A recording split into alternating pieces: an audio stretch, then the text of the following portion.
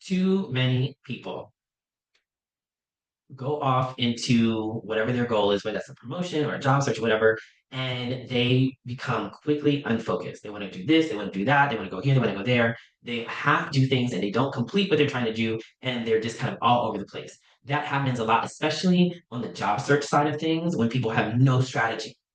Okay, when you have no career plan, especially when you feel time pressure, especially when you feel anxious and frustrated and flustered, it is easy to quickly lose your way because you have nothing telling you to stay this course and to go this way. I do not want that for you. I want each of you to have a strategy so that you can stay focused on getting to the outcomes that you want. All right. So it means knowing that you're not going to be applying to 105,000 applications just because they pop up in the notifications. That you know that you're only going to apply to the ones and put your real energy to the ones that are really looking very much like your OTR, right? That's a focused strategy. Okay, so welcome to this free curated career strategy masterclass. I'm so happy that you're with me. I am the founder of Curated Crescendo Coaching and Consulting. My name is Lazar McAllister, but you can call me Matt. Let's make sure you're in the right place. This masterclass is for you if you wake up anxious about your job search, if you are currently unemployed and you're not really sure what your next step is supposed to be. If you are in a job, maybe you have a job right now, but you're looking for a promotion, you're not really sure how to position yourself correctly or promote yourself and communicate about what you're looking to do next. Maybe you've never taken a class in career planning. I assume most people haven't. I was lucky enough to have done so years ago, and I think it's necessary today. It's one of the reasons I'm doing this now. And maybe you are interested in just learning about a process around career planning. All of those are good reasons to be here. If that's you, you are in the right place. So, for those who are here live and on the call, go ahead and in over here. When I look over here, I'm looking at the chat over here. So go ahead and check in with me. What are you here for? Are you here for a new job? Are you here to get promoted? Are you here to just try to figure out a better situation for work and for your career and how you can support your life with your career? Maybe you kind of know, okay, there's something better out there for me, but I'm really just not sure what are the next steps. Share that in the chat. I see some of that now. I'm seeing new job, new job, new job. Yes, promotion. Yes, better situation in general. Yes. Okay, I get it. I do see some people are just feeling stuck, like they know something's better out there and they're not really sure what. Totally makes sense. And then there's a few people who are curious about the framework. I love the framework part because it gives you a step-by-step way of thinking. So keep those coming in the comments. I'm loving it. And I appreciate, stay in the comments. I'm going to look to the left every once in a while to check and see what's going on in the comments and definitely engage with my assistant there as well. He is there to help answer questions and engage with you in the comments as I talk away through this masterclass. So before we get too far into it, let us really just visualize where we're trying to go. And I know this is where many of you are trying to go because I have my clients who tell me this is what they're looking to do. And for those who have successfully gotten to the other side of a part of their career journey, they tell me this is what they're experiencing. So always getting up before their alarm because they're excited to get up, not because they're anxious or not feeling great or just feeling like a sense of anxiety, but actually because they're excited that they are getting up to do something that they love to do every day. That is really getting a sense of purpose in their job. So that's amazing. Sometimes it's more than just a sense of purpose or it's purpose in something else, like having a better and bigger direct deposit. So getting that bigger paycheck, that is sometimes what you need, right? And we talk about why that is and what goes into that, not just, oh, I need a bigger paycheck. But when I talk to my clients, it's the why behind that that's really important. What does it allow you to do? So if that's you and you want a bigger paycheck, and who doesn't want a bigger paycheck? Yes, this is the right place to be. And it's something to be okay to think about. Allow yourself to think about this is the vision that I want for myself to spur you forward, give you that energy to keep going.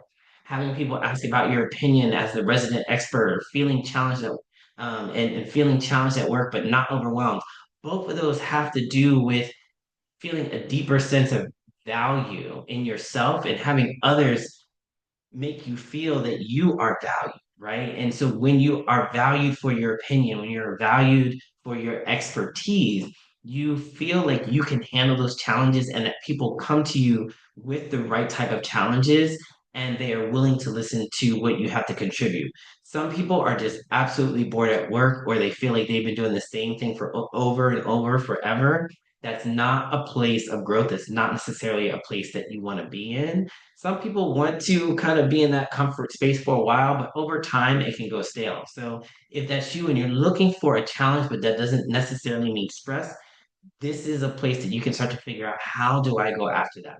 So if any of those resonate with you, and again, let me check the comment. Yep, I'm seeing a lot of that in there. The one I did talk about, people are really talking about working in a beautiful location that was relieves stress. So for me, I know that I enjoy working remotely because I can be in environments that make me feel calm, make me frankly feel sane, make me feel good while I'm working. So some people really, really value that. Some people want to be in an office, and some people have go to offices that are really beautiful. Whatever that situation is for you, whatever you want out of it, get that vision in your mind and let's start talking about how we get to that vision.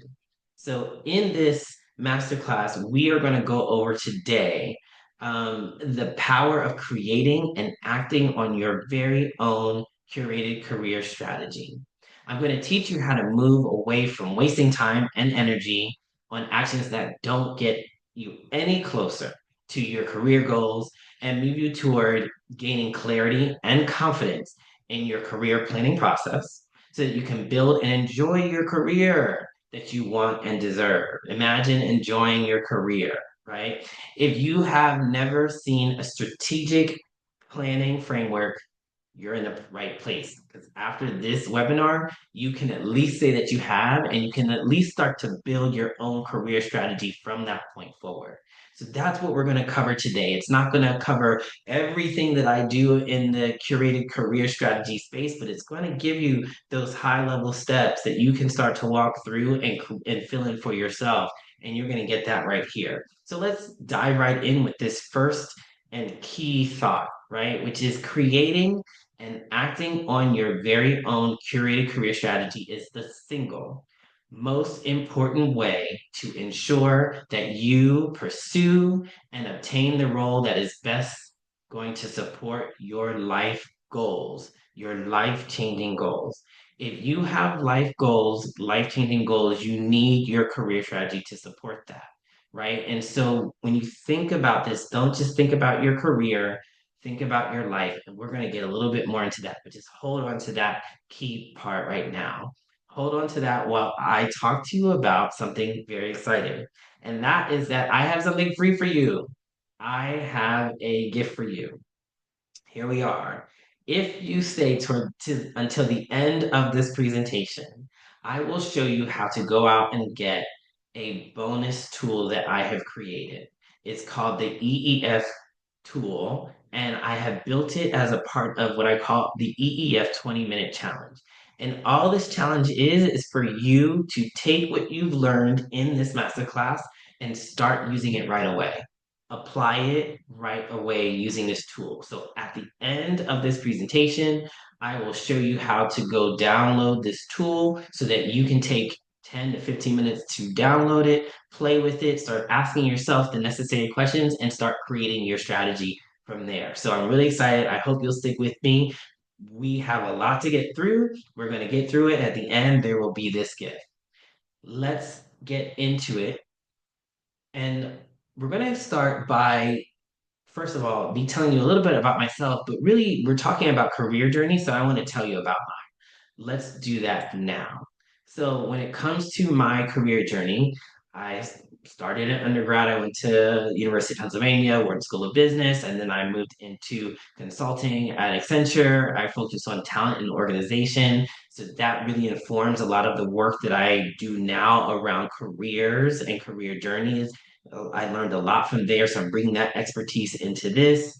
I went to NYU Stern School of Business, so I'm all business school. I'm all business school out, and I focused on management and organization behavior, all the stuff that's baked into this. So, right, I'm not just coming up with this. This is based on my learnings over years. I then came out of business school, went back to Accenture, but was a strategy consultant focused on a bunch of the different things. and it eventually ended up still turning back into talent strategy. And that is why after that, I moved on to PepsiCo, where I became PepsiCo's first human capital strategist or people strategist, and really worked on focusing on what engages people and what makes people want to stay at a job, right? What do they want out of a job? And that really, really informs the work that I do now in this area, right? So, both on my consulting side and on my individual coaching side, a lot of that experience is baked into this work. I then decided the work that I'm doing at the corporate level around organizations and these large groups of people is great, but I'm also able to have an impact with individuals on an individual level. And that's why I decided to really apply that and get a coaching certification through IPEC. So I did that, I completed that, and then I decided to put that to work by starting my first kind of side hustle of coaching and speaking services. And I did that while still having my full-time job at PepsiCo. I just did that on the side. They didn't compete with each other, so that was great. And then I became a director of diversity, equity, inclusion, so very much in line with a lot of the work that I had done previously, but I was doing it at the executive level. And then I became got my first board director at a nonprofit role. Then I went to a healthcare tech company where I became an HR vice president, head of diversity, equity, inclusion, and culture. And I'll talk more about what happened there. And then after that, about 2 years ago, I decided to go full time into my entrepreneurship journey. And here is where I stand. So that is overall how I got here. But I want to tell you that there's an underlying reason to why I'm the one presenting this to you today. And it's also related to my career journey, but I'm going to paint this journey a little bit differently right now. I'm going to describe it a little bit differently. All right. So when I was a senior manager at PepsiCo, I was already in diversity, equity, and inclusion on the DEI team at that time. And I experienced some frustration because after being at PepsiCo as a senior manager for a while, I knew that I was overdue for my promotion. I had brought a lot of value, I had delivered on everything I needed to deliver on. And it was very, very clear to me that I needed to be promoted, or at this point, I could contribute at a higher level, right? And so instead of just kind of spinning my wheels in frustration, like I know I see a bunch of you writing, I feel that way now. So, yep. Instead of just spinning my wheels in that, I decided to go get a certain coaching certification. And as a part of that process, not only did I practice coaching others, but I also got to be the client, not only to my peers who were also coaching students, but also from our mentor coaches, those who were teaching us how to be coaches. And so that was a really powerful experience. And I learned about empowerment statements and taking action and self promotion and all of those things. And little did I know that was going to be super impactful towards the work that I was doing for myself. And it led to me actually getting promoted. And it led to me getting promoted in a way that I would have never expected and other people thought was pretty bold. So, about 2 months before the end of the year, I said to my boss at the time, if I don't get promoted by the end of the year, I will not be stepping into the new year at this level. And people thought, whoa, that is bold for you to say. And I said, I had been interviewing and it was going well, but I hadn't chosen anything. I don't have a new role to move to. But what I do know is that I will not be at this level going forward, whether I have a new role or not. I'd rather be unemployed for a little while than continue to be in the same place. Right. So that feels pretty bold, but I was feeling empowered. I'd come out of my certification program. I felt like I knew what I was doing. I felt I had done my research and had a bit of a process together and what I wanted to do. So I was feeling secure. And when you know, 3 weeks later, I got that promotion. Now, here's the thing about that. As happy as some people might have been around me, the fact is that I only got half of what I wanted in that promotion package. And I knew I was not satisfied or happy. And I had said up front, you can give me everything I want and then I'll be good, or you can give me part of what I want, but just know that while I won't leave right away, I'm still going to be looking. And so that's exactly what happened. I still kept looking, and not that much longer. I ended up getting a role that encompassed everything that I wanted. I wanted to report into someone in the C-suite. I wanted to build my own practice and lead it. So I got to do that as head of an area, DEI and culture. And I got a lot of time flexibility because I was the leader of my group. So I could figure out when I wanted to sprint and do things quickly and when I wanted to slow things down and kind of take a beat and rest and assess. I got more control over that. That's something that I wanted. And then the biggest one that I got way more than what I wanted was in my base salary, where my base salary increased 117K with bonus and equity. And I was just like, wow, I can't believe I was able to achieve that. I was also like, wow, I knew I was a little bit underpaid before, so that's part of it. But man, it was just a whole new existence at that point. I just couldn't believe it. And I was certainly looking at my paycheck like, wow, I can do a lot more with this, right?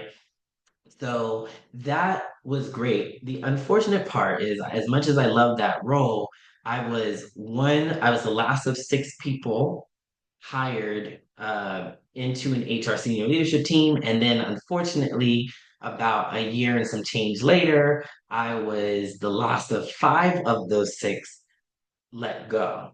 So we were all hired and then we were almost all let go. And there were just things going on that just had nothing to do with our own performance, but was way above us. And, when someone experiences being laid off and you can have this feeling of, wow, this is just really unfair, right? But in my case, I didn't feel anxious. And in a weird way, I was super calm and I just felt like, okay, I'm ready for the next thing. And it's because I had a plan, I had a career strategy. The first thing I did was I went on vacation.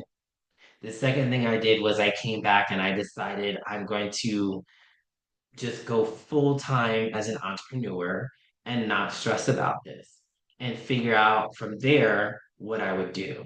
And whether it was leaving one place and going to the next place and then leaving that place and going to the next place, although I left places in different ways, one thing that I know was consistent was that I had a sense of calm in each of those situations.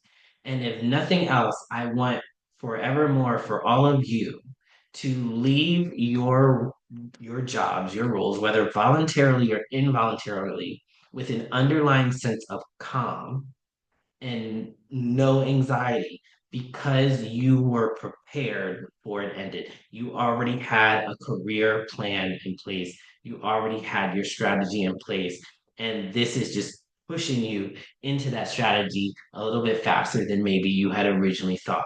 But you know that you will be okay.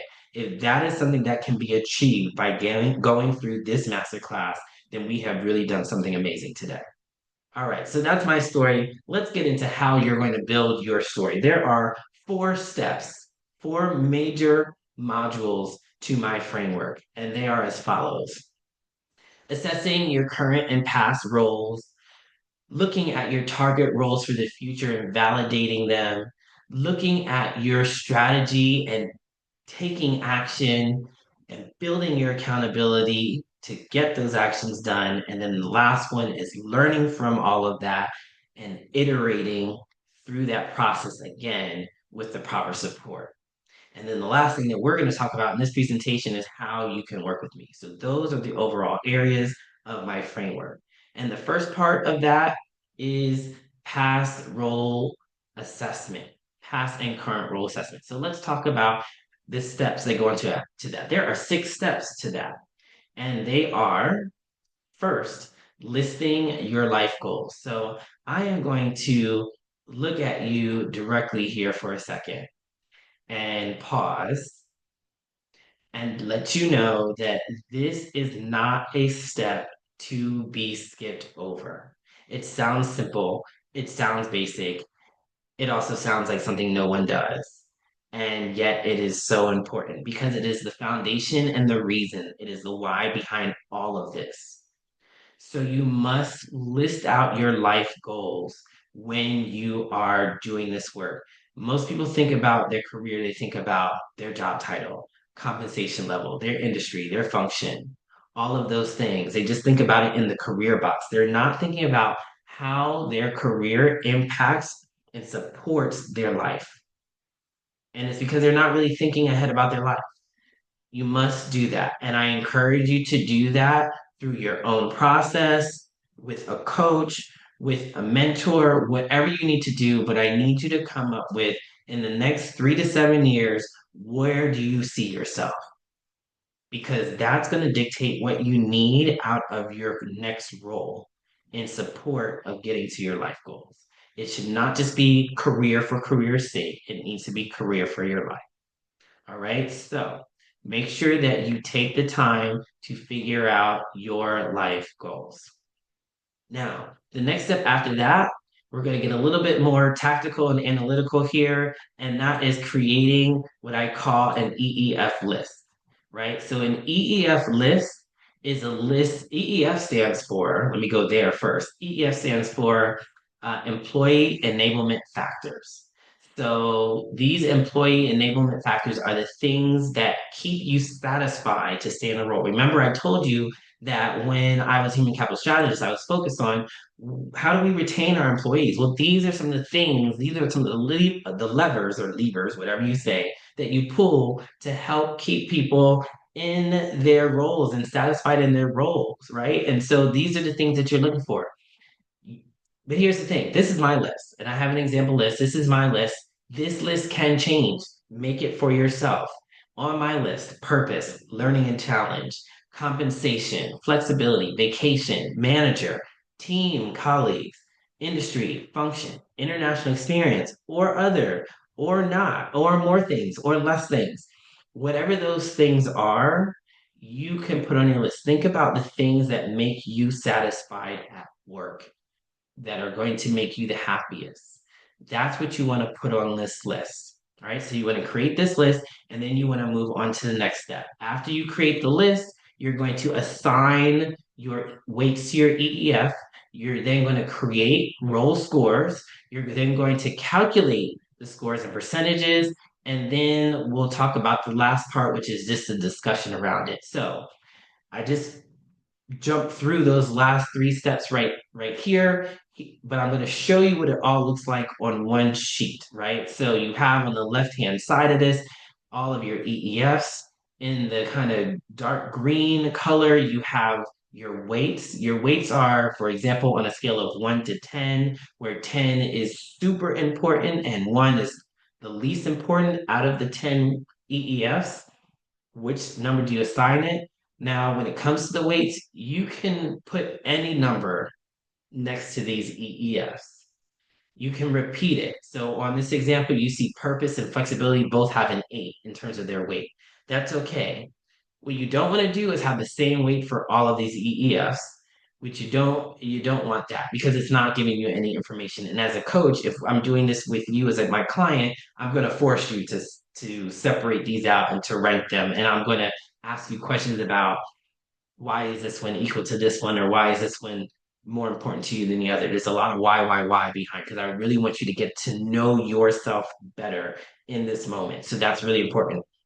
After you sign your wage, you're then going to think about a specific role that you've had in the past, either your or the one that you have currently, and you're going to score it. You're going to score it in terms of how well does this role deliver on this EEF. So in this example, this person is in a role where they are not getting a strong sense of purpose, right? And they're not getting necessarily a strong sense of, or getting a lot of flexibility in their role either, right? And that may or may not be okay for them, right? For flexibility, it seems like that's not okay because they rated it an 8. So an 8 is pretty high up there. So flexibility is needed. It's not delivering on that. Same with purpose. Purpose is 8, but the role score is 1, so not good. You can also see that the EEF score is calculated all the way on the right-hand side. We don't need to focus too much on that because that overall EEF score could mean, could mean a few different things in that moment, and you can't always read into it. For example, purpose, EEF score 8, international experience, EEF 8.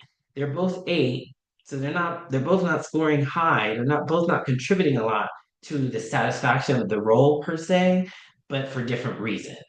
right? So it's an 8 in terms of role score for international experience. So there was a lot of international experience in the role. Maybe this person was traveling a lot, or they were working with international teams a lot. But now their weighting is 1, meaning maybe that was something important for them in the past, but right now when they weight this, they don't need this anymore, right? And then it's the flip side for purpose. This person wants more purpose in their role, and they feel like they're not getting it at all, right? So you need to look at those types of things and start to do these calculations. This is really easy. It's just multiplication across. So the good news is this is not hard math at all. You can also see this in terms of percentages. So this is what this is showing. Again, international experience and purpose both have 3%. The highest percentage contribution to satisfaction here in terms of EEF is compensation. So compensation is on the higher end. We can go back a second here, is a 9. So it's the most important here. And it's delivering pretty well at a 7. So you can see that's why it's has such a high contribution percentage number. On the bottom here, you see sum of all EEF scores, and that's important because you're going to divide by the number of EEFs you had, and you're going to get your average EEF score. So you can see that average EEF score here is 23. 23 by itself is not important by itself. 23 by itself is just a piece of information. If you did the same process again with another role, maybe another role that you had in the past, then you could compare average EEF scores one to the other. And you could say, oh, well, I see that my EEF score was trending up or is trending down. That means that if it's trending up, you got better and better and better at matching the type of role that you wanted to what was going to best support you in your life.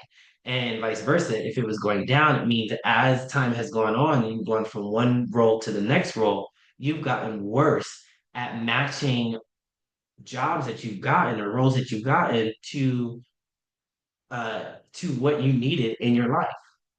So just checking that. And if it's all over the place, maybe that means that you really just haven't been paying much attention to any of this at all. And you've just been kind of taking jobs willy-nilly, right? So this is just good information to have and to see how you progressed over time. It gives you some information about how much you really pay attention to how a role in your career journey actually supports your life journey.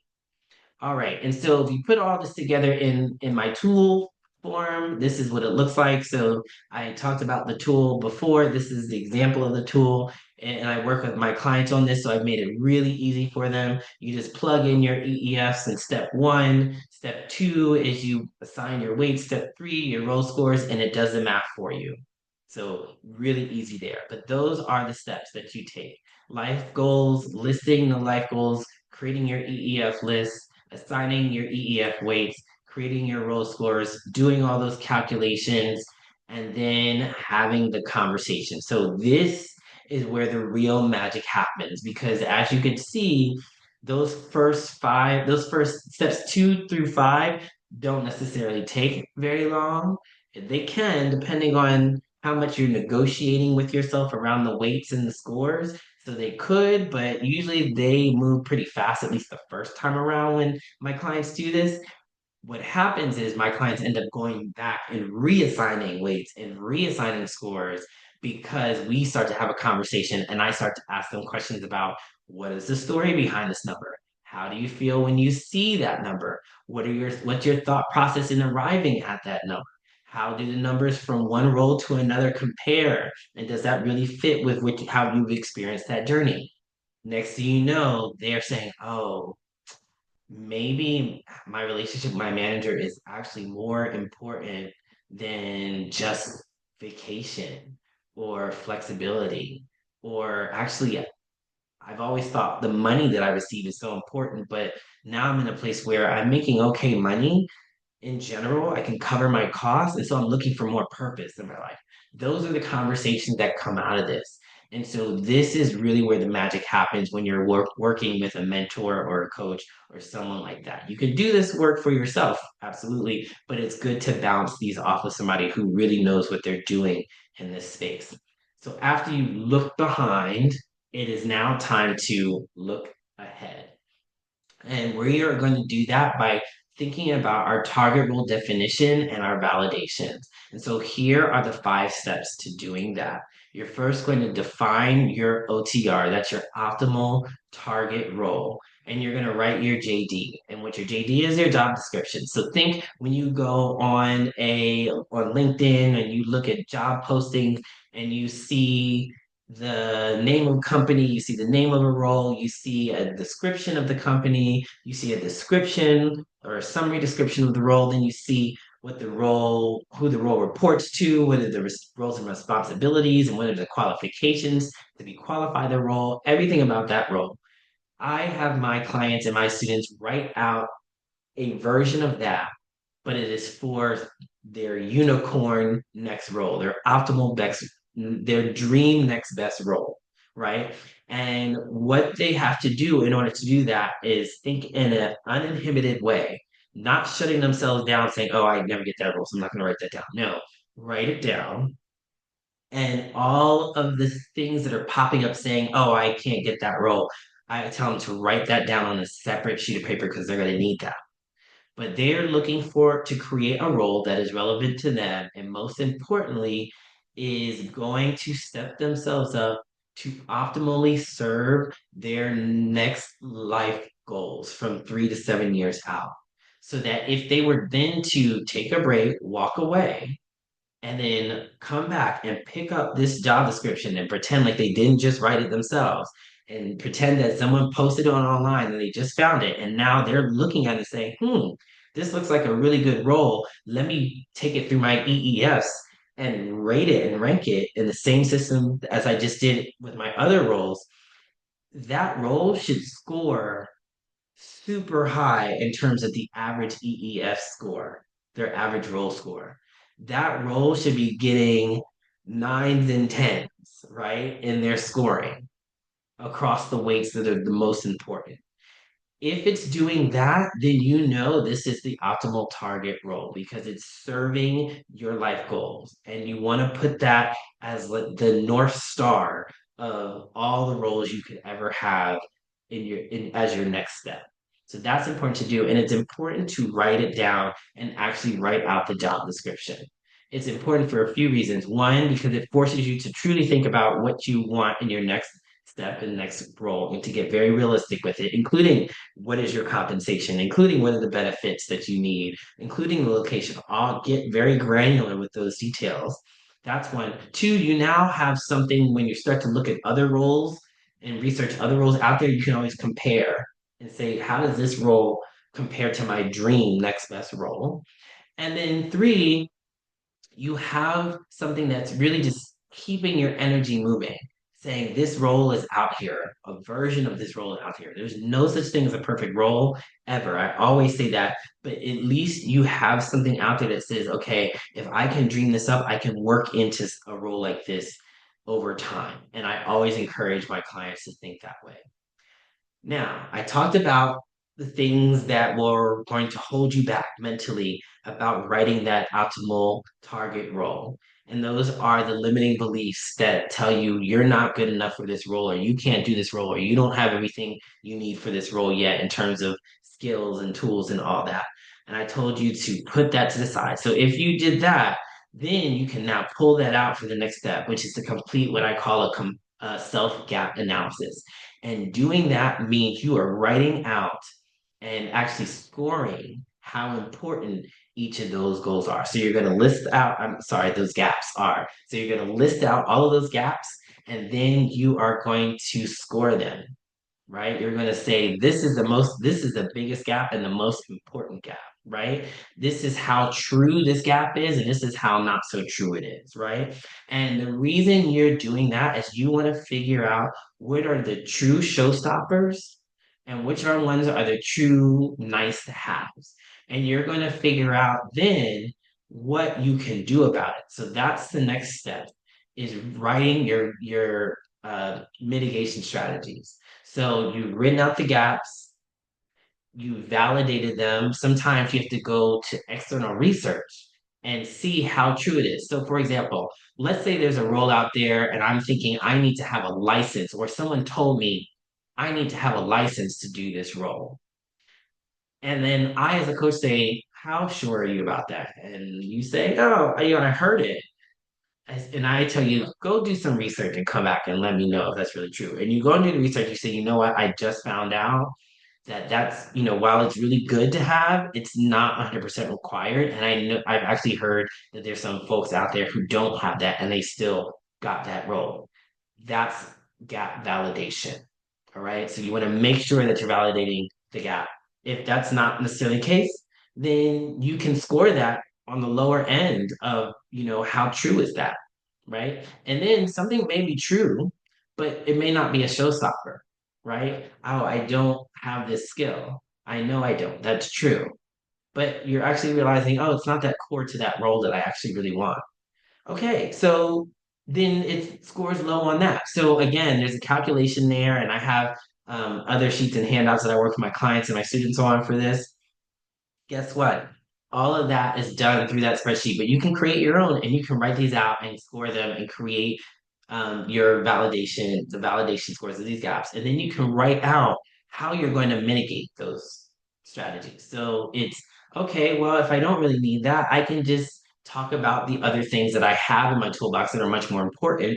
And that can be one way to kind of get over that hump. Or if I really do need this license, I need to come up with a plan that I can work on getting this license in the next 6 to 7 months, right? As long as you have that, you will start to feel that this is much more and more attainable. You'll start to get real with it, right? Because now you have a plan in place. All right. So you create those mitigating strategies. If you're struggling to do that, the next step is really important, which is practicing empowerment shifts. And this is where coaching comes in. So if you're really struggling with your gaps, I encourage you to get a coach, whether it's me or somebody else. I think it should be me. I'm biased, but work on empowerment shifts. Empowerment shifts are super important. And I'll talk a little bit more about them soon, but they're basically just a mindset shift. And when you do that mindset shift, you're then able to go back and review everything and update your OTR. So going back to step 7 and going through this process again, but with a different mindset as you do it. And it's a really powerful tool. So I'm going to talk a little bit more in depth about the mindset shifts, empowerment shifts now. It is a mental exercise. And you would think, oh, well, it's just a mental exercise, so it doesn't actually change reality. But what it does is it addresses your reality. It takes what you believe is your reality and it moves you from that and makes you think about what you are believing is a near impossibility. And the OTR is designed to feel a bit like a near impossibility because it is literally the best case dream next job ever. So that feels hard to get a lot of times, right? So it may feel like a near impossibility, but then when we do this exercise around empowerment shifts and mindset shifts, you realize that there's hidden opportunities to get to those places quickly. And that is something that is hard to do by yourself because when you are by yourself, you can't pull yourself out of your own head the same way as when you are with somebody else who is, especially a trained and certified coach, who can help you get out of that mindset of feeling stuck or lost or down in the dumps about this thing that you don't have and start to unlock other ways that you can get what you need. So, step 10 is really important. It's not a calculation step, it's not a tactical step. You're not writing anything down in the step. It's purely conversation with someone, but it is critical to helping shift your mind and your attitude and your energy to get you going. So after you've done all those steps, you move into the next piece, which is you've taken everything that you've learned thus far from the past and taken everything that you learned from where you're looking towards the future. And now you're trying to bridge the gap with a strategy, right? So let's talk about you're creating your strategy and then taking cure action. And I'll talk about what cure action is in a second.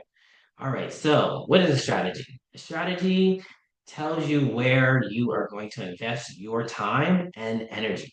All right, so think of your time and energy as an investment, and you're going to put that into something to get something out of it. and you have to decide what those things are, that's your strategy. And importantly, really importantly, a strategy tells you where you are not going to invest your time and energy. Let me get face to face again on this one. Too many people go off into whatever their goal is, whether that's a promotion or a job search or whatever, and they become quickly unfocused. They want to do this, they want to do that, they want to go here, they want to go there. They half do things and they don't complete what they're trying to do, and they're just kind of all over the place.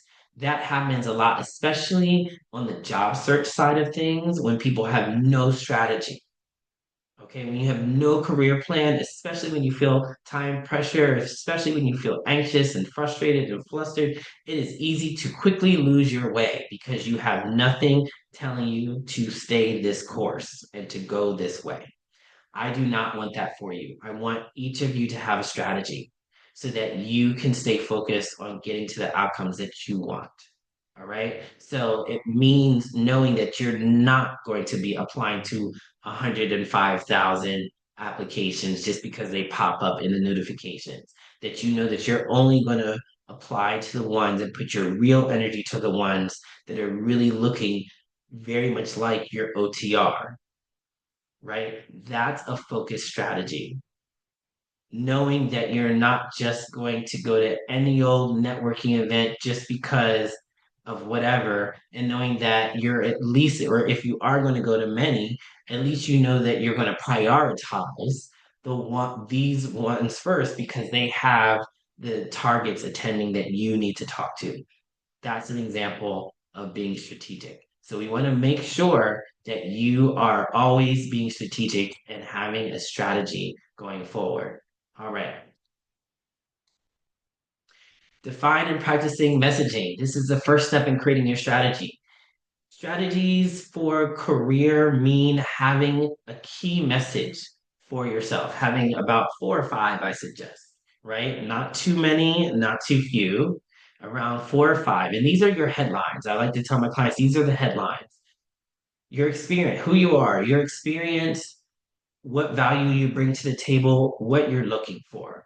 Those types of things are your headlines when it comes to career. You then need to come up with a plan of where you're going to practice your messaging and how you're going to practice your messaging.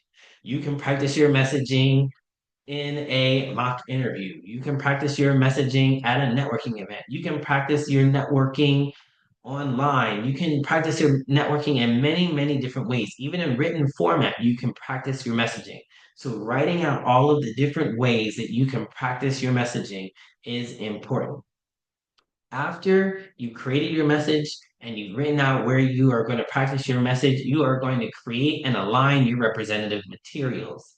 All right. So once you know what your key messages are, all of that should flow into your representative materials. These are things like your website, your LinkedIn profile, anything that speaks for you when you are not live and in color, right? When you are not on the line live and you have things out there speaking or representing you, then those are representative materials. And you need to make sure that those materials line up with your key messages because what those materials say and what you verbally or physically say should be the same, right? Should be aligned.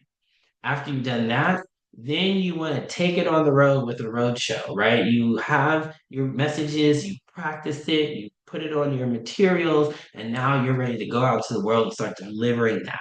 And so this is where you develop your networking plan. And let me just say, I'm going to come back on here because I get this excuse a lot. I'm an introvert and therefore networking is not for me. Absolutely not.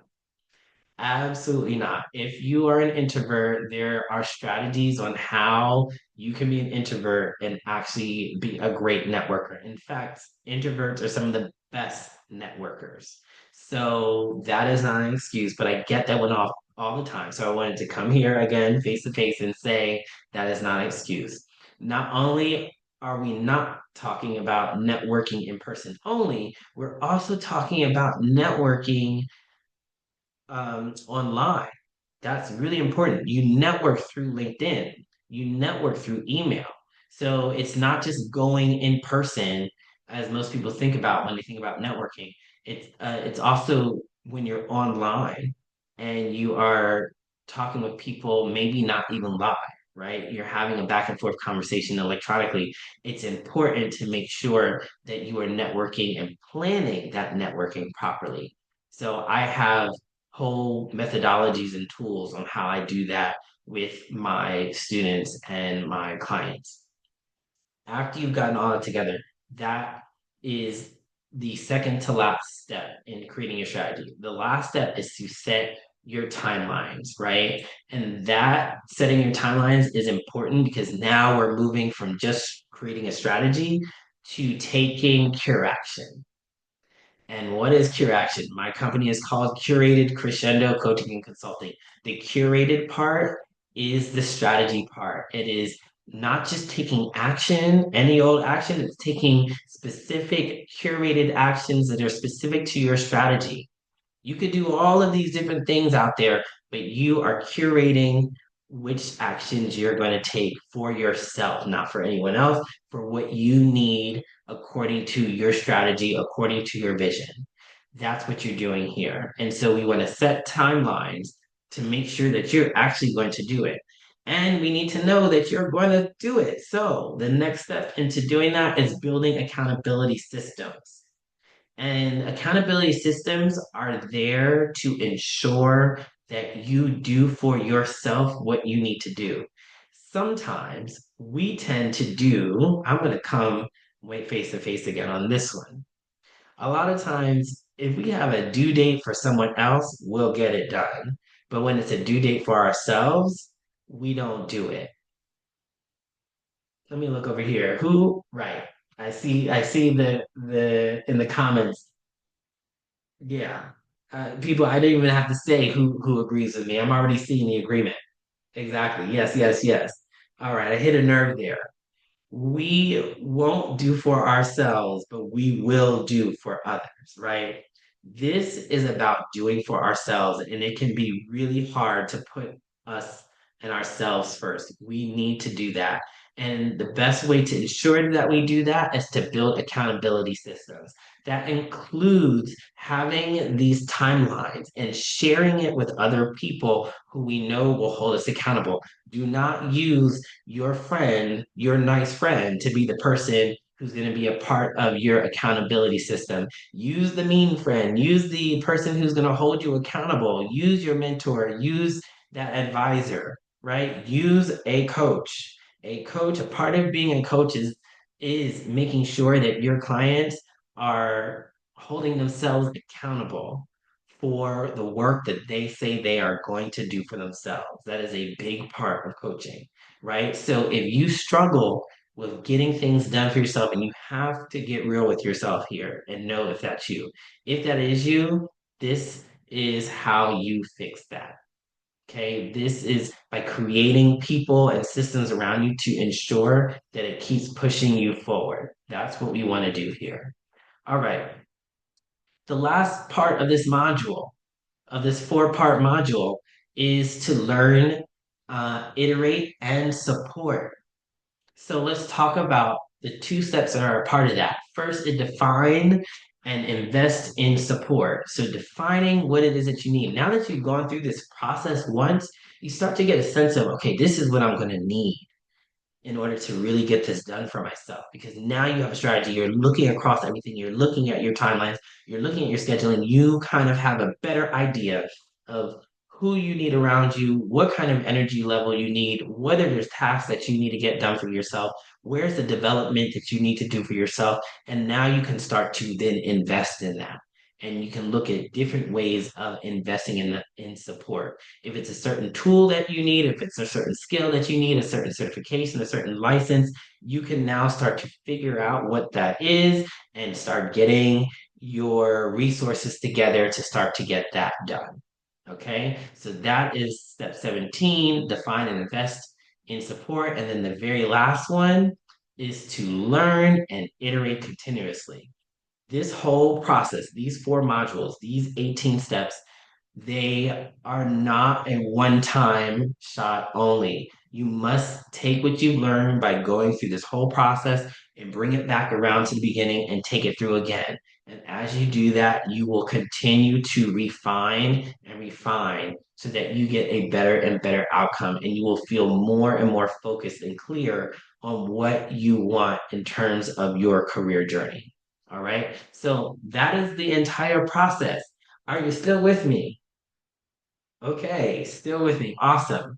So now I'm going to get to the comments here. In the comments, and for those who are not here live and are listening this on replay or watching this on replay, you can still participate.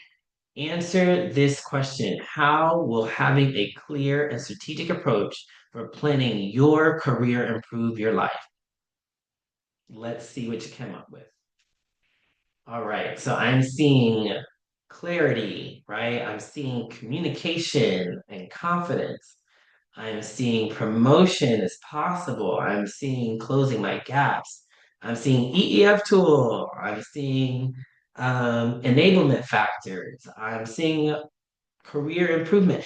Awesome. So I'm seeing a lot of the different things that we've discussed coming in here, right? And it's really about improving your life through understanding your career journey. So that is how having the strategic approach will help. That's awesome. I'm glad you have all gotten that. Let's go on to the next question. Here we go. Knowing what you know now, would you like to start creating your own curated career? Well, yes, yes, yes, yes, yes. Okay, of course, yes, right? This is something that's obvious once you've gone through this. If you know this, why would you not do this, right? You can go do this, right? Yes, yes, yes. I haven't seen the no. Like if you got all the way to this point, you gotta know I can't help you. I really can't help you. So, of course, I'm saying yes, of course. Okay, I'm seeing big yes and letters. So that's awesome. Well, if the answer is yes, there are two kind of ways that I look at your options.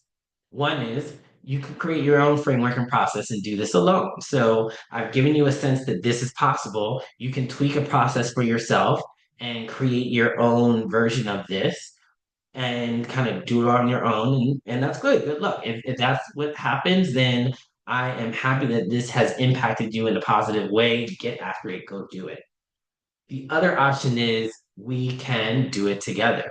And so the question is, would you like me to virtually hold your hand through the entire detailed process of creating and executing your own curated strategy?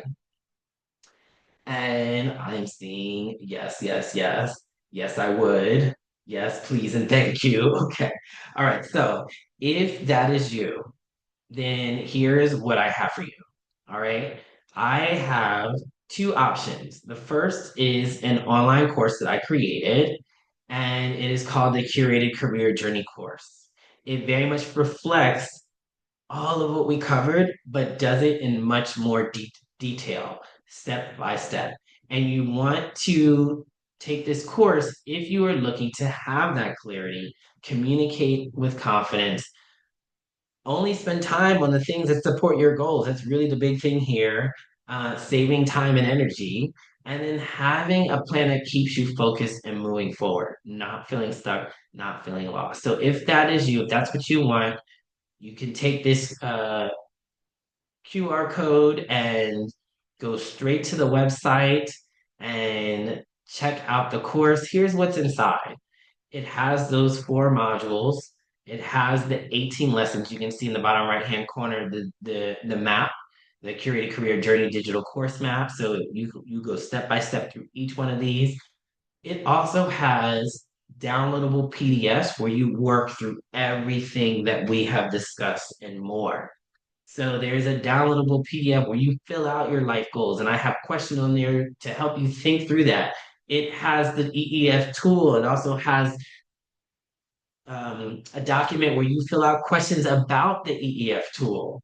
It has the OTR JD template so you can fill out and create your job description that really fits with your optimal target role and can create your next best role, right? Every step that we have, virtually every step, has a PDF download to it so you are actively filling it out as you go, right? That is what's exciting about having this. here is that it's taking everything that's happened in this masterclass to the next level step by step, and it's kind of holding your hand as you do it yourself. So that is what is inside the course. By the time you're done this course, you will have defined what you most value in a role. You will have assessed your current and past roles. You will have created your next best dream job with that OTR, completed your self gap analysis, practice empowerment shifts, because I will have questions on those documents you can at least ask yourself. If you don't, maybe you can sit down with a friend and they can ask it to you and have a conversation with you, go back and forth about it, develop your strategy, right? You can create accountability and a support plan. And then this last piece, sometimes I do group coaching calls for people when they decide to all take the course at certain launch periods. So in those cases, people can pay a little bit extra, be a part of the VIP group that joins the four coaching calls that I do, and it's each of those four is around those four modules, right? So we go piece by piece through the modules and we talk about every aspect, and people share and compare and contrast what they're going through, as well as encourage each other and root and cheer each other on. So it's a really great time. So the way I look at this course right now is the lowest end value of this course. I just say it's about $100 a module. It's about $100 a module, I would say at the lowest end. And it's four modules, so just simple math. I'm all about the simple math. $400 of value for the course. This DIY course price should be $400, but I am allowing those on this call to get it for $65. So if you are one of the first 200 registrants to register for this, you will get it at $65. After that, let me tell you, this price is going up. This price is going up because this price should already be way up there, especially with the bonus of the EEF tool as well. This price is definitely going to go up.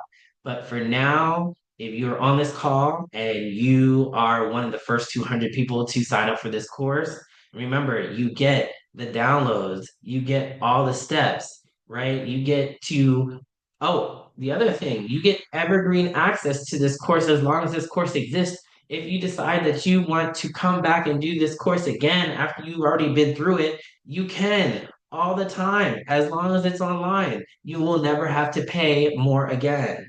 So even if there are updates and upgrades, you will have access to this course. So that's an important and key part. You will have evergreen access to this course for $65.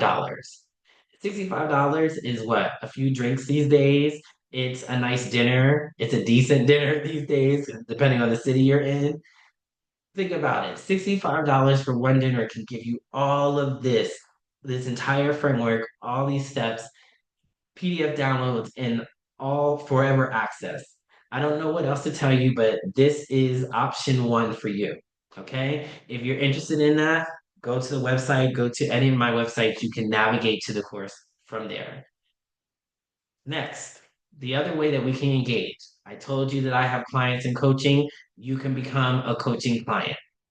This is what I started with. The course came second, the coaching came first. So this is what I've been doing. This has been my bread and butter when it comes to the curated career journey work. I do coaching. I do executive coaching, management coaching, promotion coaching, transition coaching.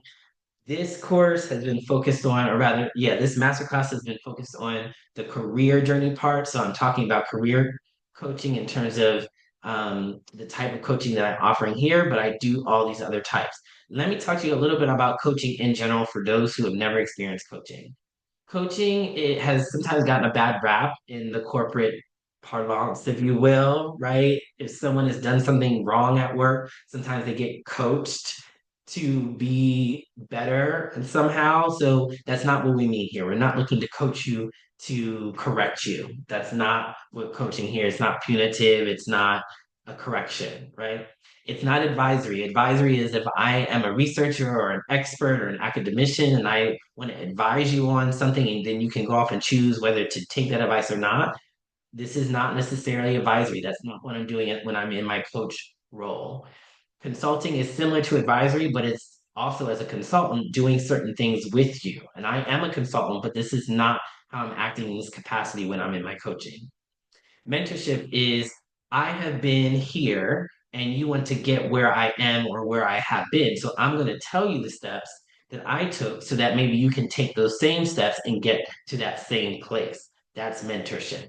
It's kind of the follow me, follow my steps way of doing things. And then there's therapy. Therapy is I see you in certain points of dysfunction and we're going to look back at the past to see where that dysfunction might have started, some point of trauma or whatever in your life, in your childhood. And we're going to help work through that so that you can get those points back to a point of being functional. That's what therapy is. Coaching is more, I'm looking at you from a functional, you are at a functional point, and I'm looking to get you to a point of optimization, right? To the best ever. That's why we talked about optimal target role, right? Coaching is a specific process where, and I'll talk a little bit more about that process in a second, but it's not just about me and my personality or my expertise. It's about walking through a specific process. And some of that is called just in general the coaching process. And I marry that with my process around career journeys and put those two together to create a specific curated career journey coaching process. Okay. And then I do this through the questions, asking all the questions that I've asked around your EES, around your optimal target role, around your gaps and how true those gaps are for you and those limiting beliefs, right? All of those things come out through questions that I ask and through my own curiosity and my own intuitive listening. I listen to the things that you are scared of, that you are apprehensive about saying out loud. We get into those things when I'm your coach and I hear them. I also hear your hesitation when you say you're going to do something and then I ask, did you do it? And you say, oh, I didn't really get to it this week. No, no, no, no. Let's talk about that. Let's talk about what got in your way and how do we get around that. And that's the fourth number here requires action and accountability, right? Coaches make sure that you are taking accountability for the work that you say you will do for yourself, right? And if you don't do that work, it is our job, or at least I see it as my job as a coach, to ask you why. Why is it? What got in your way, right? And often, oh, it's my schedule. No, no, no, no, no, no. Let's really talk about why it is that you didn't get to this because people always make time to do the things that they really want to do. So we have to uncover that. Coaching is like this. This is my analogy for coaching. If you look at this picture, there's you are the driver. You define your journey. At the beginning of almost every coaching call, I always ask my clients, what do you want to discuss today? Right? So yeah, we may have a framework, step by step, 4 modules, 18 steps that we work through, but in my coaching calls, we may jump around, and that's okay because at some point we'll get to a stopping point or we'll kind of finish discovering whatever we needed to discover in a certain moment and then we'll get back to the framework and the steps again. So that's totally fine. But we're there to figure out and serve whatever your needs are at that moment. So you define the journey, you are in the driver's seat, you're steering the wheel, you're pressing the gas and the brake, you are the one taking the actions. My job as coach is to be in the passenger seat right next to you, holding a map saying, oh, we're at the fork in the road. Do you want to go to the left or do you want to go to the right? Do you want to go up or down? Why is that? Right? Where do you want to go next and why? And what do you need to get there? Right? So asking probing questions, reflecting back the insights. Up, we got to a stoplight, right? Up, you hit the brake there. Let's talk about why that is. Oh man, you really hit the gas there. You were excited about that. What was leading to that? Right? That is what we're doing when we are reflecting back insights and then supporting you on your journey throughout. That's what's important. And yes, there's some support that is tactical. I will look at resumes. I will look at LinkedIn profiles. I will look at your representative materials, right? There are certain tactical things. I will help you build out and think through how to build out your network for development and thinking about how you're going to develop your network and then think about how you're going to work through that. I will help you in terms of practicing your messaging live, right? I've done lots of mock interviews. So those are examples of that. I don't focus too much on the tactical though. I don't like to do the tactical only. People get a little bit too drawn into that part and less so much on the strategy. So I always try and push people back towards getting the strategy right first before we get into the tactical, but we do that as well. Coaching works. And this is we're near the end here, right? Coaching works, and the reason why we know it works is because who gets it? Usually it's C-suite folks, right? VPs, directors, you look at top athletes have coaches. I am a tennis player. I have been a tennis coach before. And if you know anything about tennis, you know that the top tennis players in the world all have individual coaches that take care of them. Those coaches are not necessarily just teaching them technique. They may be teaching them a little bit of technique, but they're by that point, these top tennis pros, they know how to hit a forehand, a backhand, a serve. What these coaches are doing is helping them peak at the right moments, stay focused, stay energized, doing mentally, staying in it, right? Keeping them going, keeping their energy right. That is what coaches are doing, giving them the insights that maybe they're not seeing as they observe what's going on in a match, as they observe how they're developing on court, giving them those insights. That's what those coaches are doing. And it's very similar when we talk about corporate athletes, right? People at work. We want to do the same thing, keep you at optimized at the top of your game, peaking at the right moments, getting you to the points that you want to get to, right? That's what a coach is doing. And what's amazing is that it works, and it works because it is client driven. It's extremely empowering in terms of its process. It's about self mindset and self optimization. And it's really about self solutions leading to buy-in.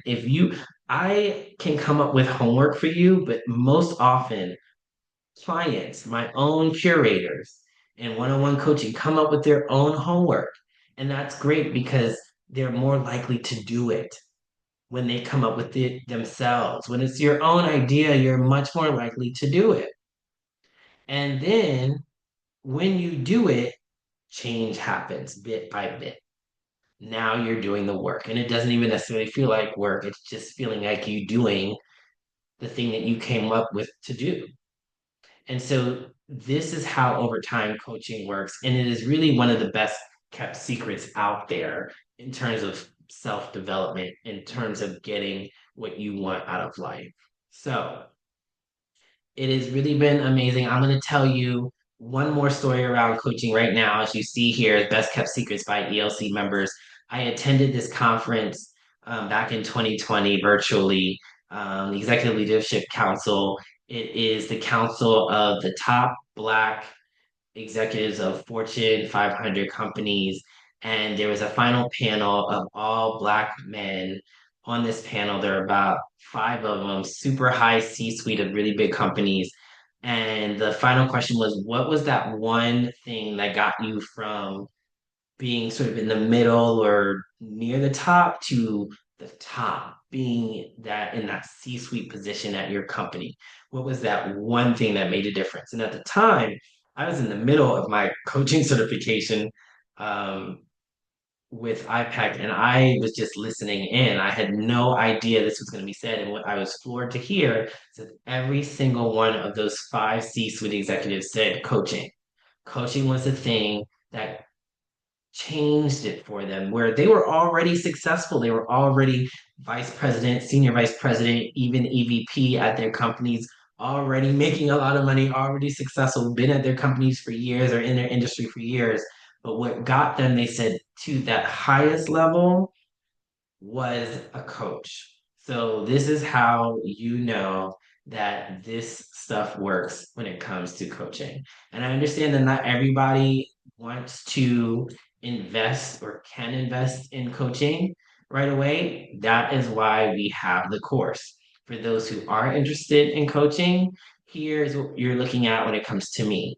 10 sessions minimum at $200 $200 to $400 per session. So that's about a package of $2,000 to $4,000 for 10 sessions. And there is one deal that's a little bit that I have for those who don't want to invest right away in all 10 sessions. And that is if you decide that you want to take the course first and for $65. And then after that, you want one-on-one coaching, I will allow you to have a 5 session package to start instead of a 10 session package to start. And the reason I do this is because by the time you've done the DIY course on your own, you will have a clear picture of where you need help. You will have a clear picture of where you need to focus. And so we don't need to go through as much upfront, and we can get right to those pieces and move you through the process a little bit faster. So that's why I offer that here. But if you are going straight to coaching, 10 sessions minimum at $200 to $400 per session. And just to give a comparison here, this is kind of how my pricing looks. So you'll see the coaching is what we're talking about, the DIY course is under that. And then, of course, you see above that workshop and keynote, which is not as relevant here, but just to let everyone know, I do provide keynotes and do workshops. Usually it's not around this topic of career, but it is around diversity, equity, inclusion, employee engagement, workforce strategy, all of those things that I do on the consulting side. Speaking of consulting, I do consult with companies still on culture transformation, engagement strategy, DEI strategy. I've worked with boards of directors. I put together DEI programs and leadership programs and facilitated lots of workshops. So if you want to know about any of that stuff, you can take a quick pic of this QR code here. It takes you to my link tree, which shows you all of the things that I've talked about thus far. You have access to all of that. And you can also go directly to, and this is my last slide, the EEF tool. So we made it. We've made it to the end. Congratulations. Thank you for joining me on my masterclass. Feel free to scan this QR code or click the button here if this is attached to the ads and download this free tool. This tool is free for you. And when you use it, you can take 5, 10, 15, 20 minutes to play with it and get started on asking yourself those necessary questions and building out your strategy. I'd also love to get your feedback. So you'll see there's a link to send me an email with your feedback on it. I'd love to receive that. So get going on creating your strategy. Use this EEF tool. Do not just walk away from this presentation and do nothing, feeling the same over and over again. I'm going to go over here and look at the comments. Oh, I see people are already downloading it. People are already excited. Oh, that's awesome. Yes, you can reach out. The link, I'll go back and put up the link a little later or no, my assistant is putting in the link now for the coaching. Yes. Okay, good. You got it. Awesome. Thank you all so much for joining me. I hope this was helpful for all of you. Go off and create those curated career strategies, and I will see you in your success. Bye.